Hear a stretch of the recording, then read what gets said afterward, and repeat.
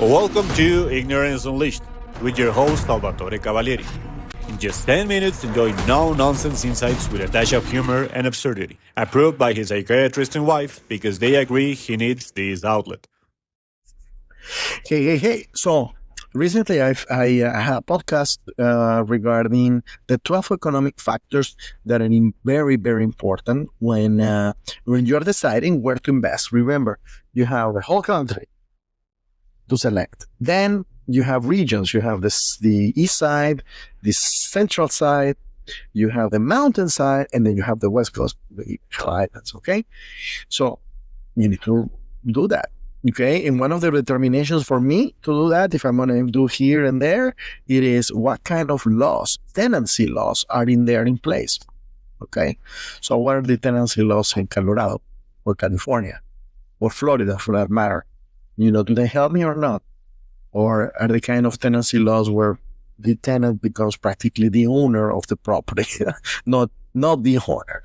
Okay, very similar laws to Latin America and Europe. Okay, we don't want those. We want to make sure that you are in a state that is friendly to that, friendly in a fair way, because I think tenants also have their important rights. Okay, so with that indetermination, okay, when you figure that out, then you have to say, okay, excellent, I'm going to go for Florida, let's say. And then you're going to say, okay, Florida, it's pretty big. You have the southern, you have the central, and you have the northern part. And the northern part, I will divide it in two parts, actually. You have the eastern side, which is Jacksonville, which is growing by leaps and bounds. It's unbelievable. And then you have the western side, which is Pensacola, which is all the way to the west. Actually, it even has a different time zone than the rest of the state. So, very different. Okay, you have Tallahassee in the middle, kind of that huge span between one edge and the other. Okay, where are you going to invest? So the next thing you need to select is, well, okay, now we have cities, counties. Okay, what county I'm going to select? Let's say, for example, you're going to go for Seminole County, which is in Central Florida. Well, okay, it's a small county, very concentrated, but the prices remain good. All right, so next thing is the county. Which county and what county is attractive to me? Okay. By the way, certain counties have also variances in the tenancy laws. You need to be aware of that. If you don't know that, contact a real estate agent that is familiar with rental, not a guy or girl that does one rental every 3 months because otherwise he would have been able to sell a property, which happens a lot. Get a professional that does this in a regular basis, that does property management and rental on a property on a regular basis, because you want to make sure that they know what it is. It's like a doctor, okay? So you want to have a surgery, okay? First of all, you want to ask at least two doctors to give you an opinion of something that is an ailment that you may have. And then, of course, I will go for the doctor that has the most surgeries. If I'm going to have an operation, I'm not going to go for the newbie, because maybe he's going to experiment with me. So I dropped my glasses inside his belly, and then he shoots me out. No, don't do that.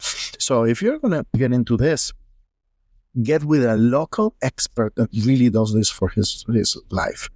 Okay, he will know what's going on at a very granular level. Not only the county, he will know specific cities if they have a specific stuff going on. Okay, that may impact your business. So once you determine the city, once you determine that, of course, you need to find out what the zip code is doing or has been doing historically, because some zip codes carry a very solid history. There are some zip codes that are very resilient when the economy goes south. When the economy goes bad, they're very resilient. Instead of dropping the massive drop in value, it goes up. Because remember, the game here, cash flow is pretty cool. I love it. But sometimes doesn't happen right away. But you pick up a good property that is, priced right in the right neighborhood, in the right zip code, and you have economic factors that are going to help you, then you're going to be able to do well. So let me share here the screen for the economic factors that we have in general. Okay, so today I'm going to give you an overall, but I'm going to concentrate on number one here, which is good paying jobs. Okay, so remember, cash flow is very good, but the equity appreciation of the property, it is extremely important. Okay, there is a lot of people talking around the cash flow, and I think that they do it in that way because I think it's for people that they are new to this, probably to understand. Okay, I need to have my cash flow. No, you just don't need your cash flow. That's bullshit. Okay, cash flow is pretty nice. It's gonna pay all the expenses, that property has, but what do you do with a property that has a positive cash flow and then the value doesn't go up, stays flat? If the property stays flat in value, the property is getting older. That means that you're going to have some repairs to do in the future. So from where you're going to get the money? From your pocket? Get the money out of the property, get another loan. Loans are not taxable. So cash flow is pretty cool, but it's not everything.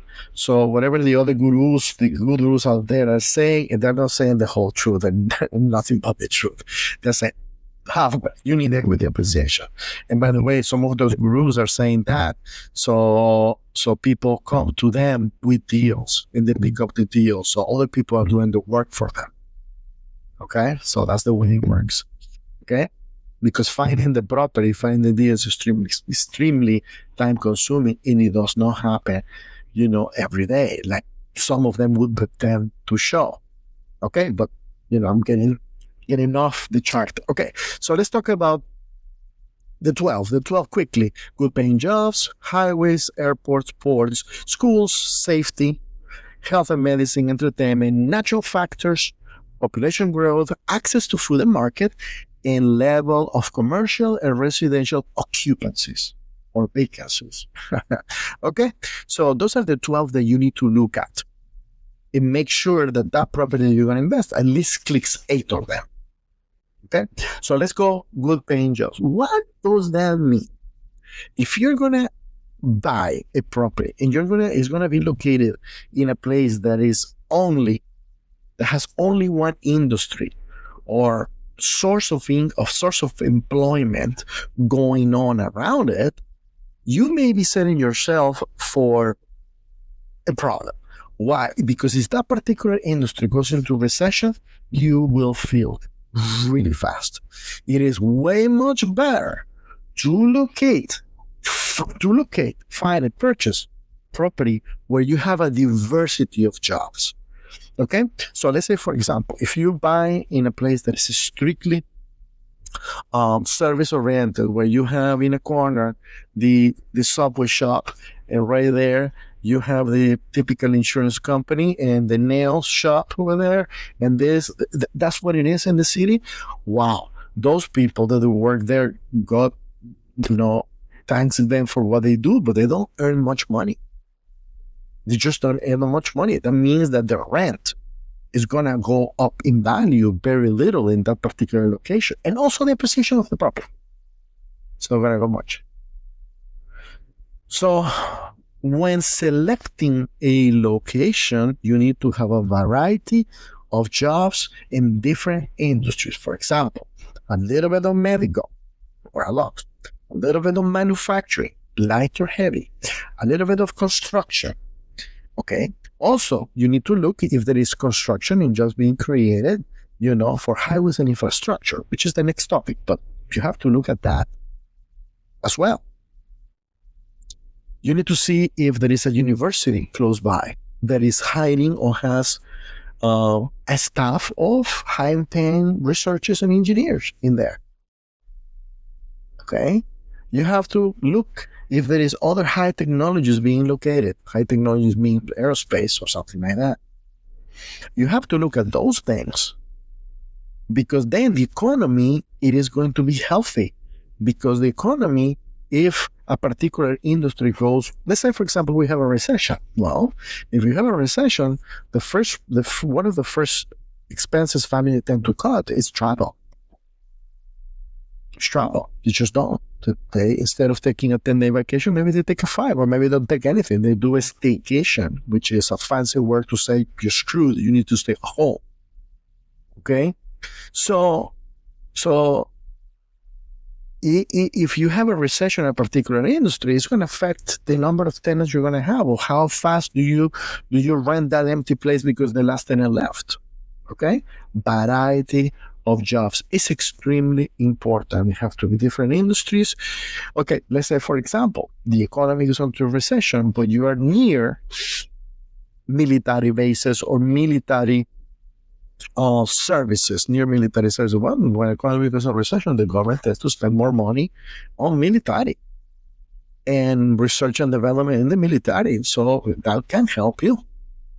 So you have to look at it in the long-term perspective that jobs are extremely important, because those tenants they're gonna be your clients. Those are the ones that are gonna be paying for the rent. Those are the ones that are gonna be paying for the mortgage. So you have to have a variety of them. Okay, so that's extremely important. Thank you.